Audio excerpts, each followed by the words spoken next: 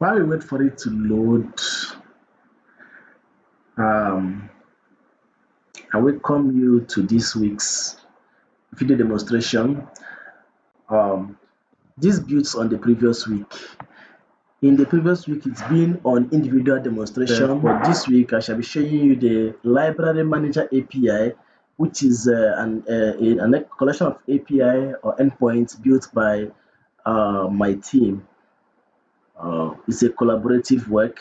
So it's the API that manages two collections. For now, it is managing two collections, authors and books, as you could see here, with the full CRUD operations and Swagger documentation working correctly, and it's deployed on a render live page, as you could see from this URL here. So it is not running on the local host, it is running on the render live page.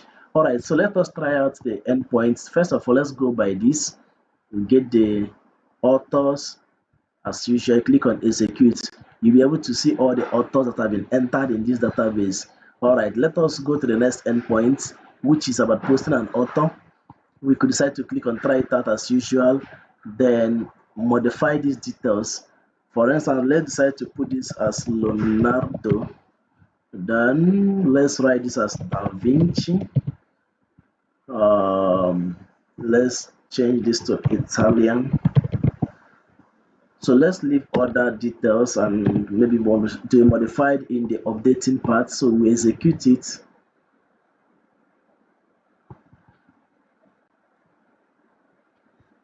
These individual details have been created. Don't forget, my name is still Gabriel Chukwanongofoke, also known as Gabi Tech. So to get to the next endpoint, which is getting this individual details by ID, we'll copy the ID here, then try it out, paste it here. So we click on execute, it will be able to work.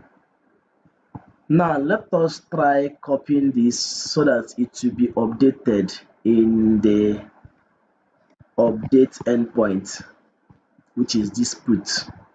So you click on try it out.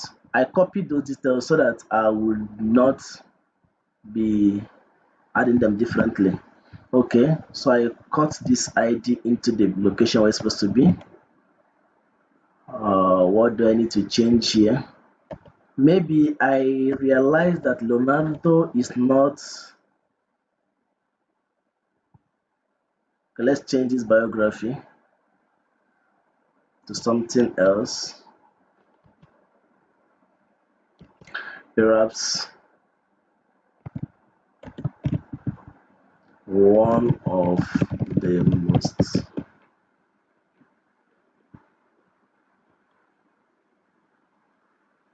anything. So let's leave it at that, then execute.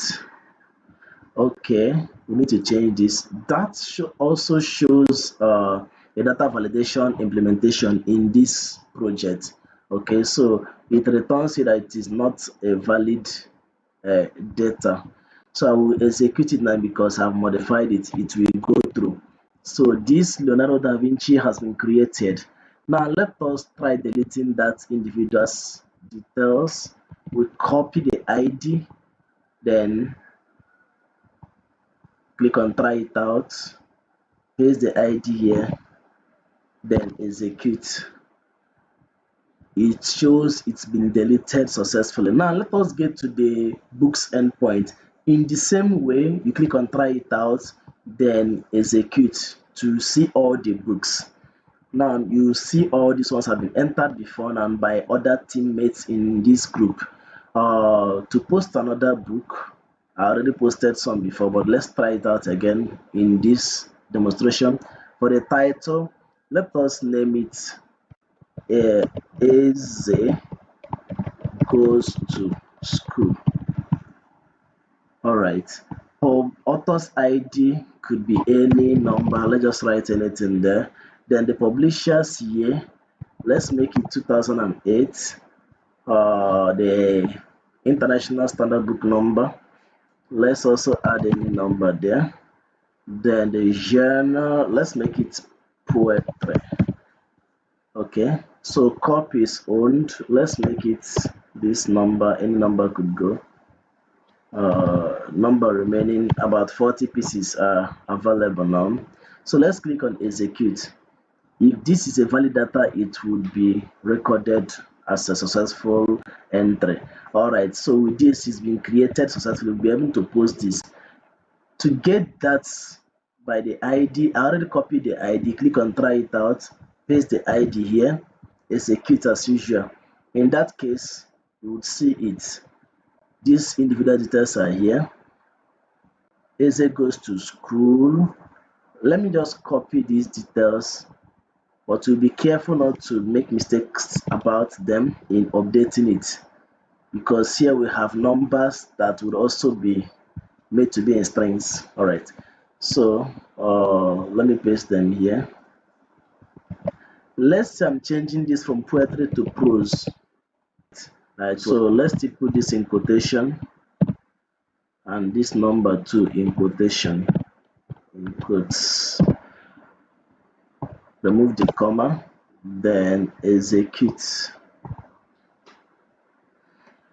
Okay, must be a valid strings. I think that should be on award. All right, so the award was not written correctly. Let's write it in the correct way as perhaps Nobel laureate.